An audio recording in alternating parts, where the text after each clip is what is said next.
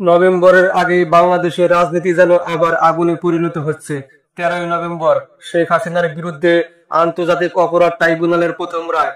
আর তার আগেই চারদিকে শুরু হয়েছে চক্রান্ত, গুজব আর অস্ত্র আমদানি নিয়ে আতঙ্ক। কে করছে, কেন করছে, আর এই 15 সেনা কর্মকর্তা নিয়ে আসলে কি ঘটছে দেশের ভিতরে, আজ একে একে সব খোলাসা করব তথ্যের উপর ভিত্তি করে। দর্শক, আপনারা জানেন আন্তর্জাতিক অপরাধ ট্রাইব্যুনালে আগামী 13 নভেম্বর শেখ হাসিনার বিরুদ্ধে মানবতা বিরোধী অপরাধ মামলার রায় ঘোষণা হবে। এই মামলায় 3 জন অভিযুক্ত হলেন শেখ হাসিনা, সাবেক স্বরাষ্ট্রমন্ত্রী আসাদুজ্জামান খান কামাল এবং সাবেক পুলিশ প্রধান আব্দুল্লাহ আল মামুন। আব্দুল্লাহ আল মামুন সাক্ষী হয়েছেন, মানে তিনি নিজের অপরাধ স্বীকার করে অন্যদের বিরুদ্ধে সাক্ষ্য দিয়েছেন। এখন প্রশ্ন হচ্ছে, হাসিনার রায় কি মৃত্যুদণ্ড হবে? আসাদুজ্জামান কামালের কি হবে? আর রাজসাক্ষী হওয়ায় মামুন কি রেহাই পাবে? এই প্রশ্নগুলো নিয়েই এখন চলছে জল্পনা কল্পনা, বিশ্লেষণ আর রাজনৈতিক হিসাব নিকাশ। এর বাইরেও ভয়ঙ্কর কিছু শোনা যাচ্ছে। এই রায়কে কেন্দ্র করে দেশে অস্থিতিশীল পরিস্থিতি তৈরি প্ল্যান চলছে। উদ্দেশ্য একটাই, রায় যেন বিলম্বিত হয় বা সরকারের কাঠামো দুর্বল হয়ে যায়। 3 দিক থেকে 3 রকম প্ল্যান। ট্রাইব্যুনালের পরিকল্পনা, যত সময়ে রায় ঘোষণা করা। রাষ্ট্রপক্ষের পরিকল্পনা, রায়টি সরাসরি সম্প্রচার করা। আর আওয়ামী লীগের পরিকল্পনা হচ্ছে রায়ের আগেই শক্তির প্রদর্শন করে দেশকে অশান্ত রাখা। প্রবাসী অনলাইন অ্যাক্টিভিস্ট পিনাকি ভট্টাচার্য তার ফেসবুকে লিখেছেন, নভেম্বরে শেখ হাসিনার মামলার রায় ঘোষণার সম্ভাবনা নিশ্চিত। আর সেই রায় ঠেকাতে ভারত সীমান্ত হয়ে অস্ত্র ও গোলাবারুদ ঢোকানোর চেষ্টা চলছে। তার দাবি অনুযায়ী বাংলাদেশ সেনাবাহিনীর 46 স্বতন্ত্র পদাতিক ব্রিগেড রাজশাহী থেকে আসা এক ট্রেনে অভিযান চালিয়ে 8টি বিদেশি পিস্তল, 8টি ম্যাগাজিন, 40 রাউন্ড গুলি এবং প্রচুর বিস্ফোরক উদ্ধার করেছে। এটা সাম্প্রতিক সময়ের সবচেয়ে বড় অবৈধ অস্ত্রের চালান।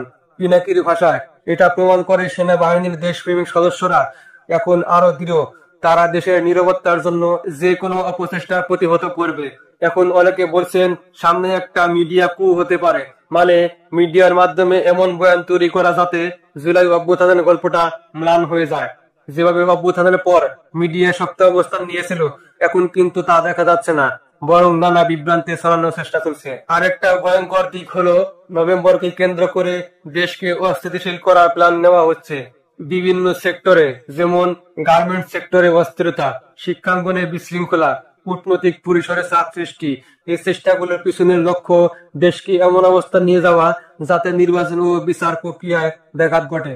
এখন প্রশ্ন হচ্ছে, যখন জনগণের সমর্থন আছে, সেনাবাহিনী ও প্রশাসন আছে, তখন কেন এই চক্রান্ত গুলোকে দমন করা যাচ্ছে না? যদি দেশে অস্থিরতা বাড়ে, তার দায়ভার অন্তর্বর্তী সরকারের উপরই পড়বে।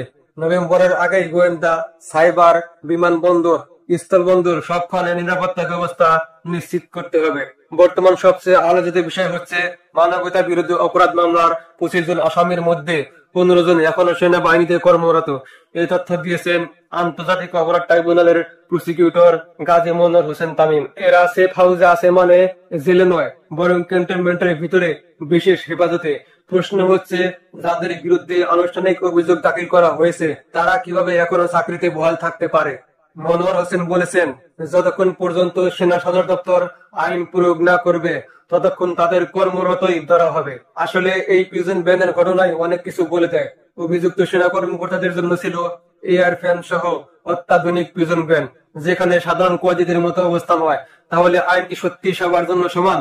জনগণ কিন্তু সব দেখতেছে ভাই, আর জনমতই হলো সবচেয়ে বড় আদালত। আজ আমরা এমন এক সময় পার করছি যেখানে সত্যকে আড়াল করা কঠিন। হত্যা বা অপরাধ কখনোই ধামাচাপা দেওয়া যায় না। আজ না হোক কাল বিচার হবেই। তাই ন্যায় বিচার যদি করতে হয়, তবে সেটা হোক আইনের কাঠামোর ভিতরে, স্বচ্ছ ও সুনির্দিষ্ট ভাবে। আমরা সবাই চাই এই দেশটা ন্যায়ের পথে থাকুক, শান্তির পথে থাকুক। সবাই ভালো থাকবেন। আসসালামু আলাইকুম।